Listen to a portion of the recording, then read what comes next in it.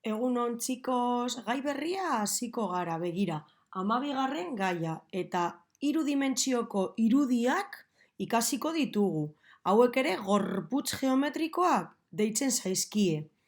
Begira, erakutsiko dizkizuet batzuek, bale?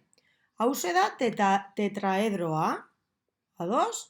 4 aurpegi ditu, 4 erpin, beste bat.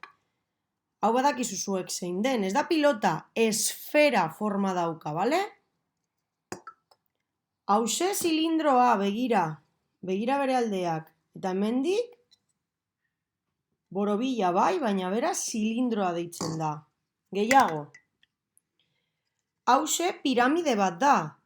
Eta azpian pentagonoa daukanez, piramide pentagonala. Beste bat. Hauxe beste piramide bat da, baina kasu honetan 4 angelukoa, bale? Egiptokoa bezalakoak. Hauxe, kono zuzena. Konoa da azpitik, borobila, eta hemendik behitu birak eta birak, bale? Hauxe, prisma. Prisma eta hemendik pentagonoa daukanez, pentagonala deitzen da, prisma pentagonala. Hauxe, badakizue, ez da dadoa, kuboa da, bale? 6 alde ditu eta guztiak dira karratu itxurakoak. Eta erakutsiko dizuet beste bat.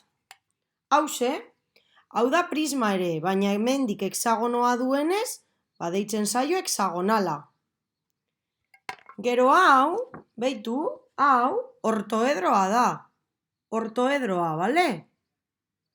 Lauki zuzenak ditu. Beraz, birpaso hori egin ostean zer egin behar duzue?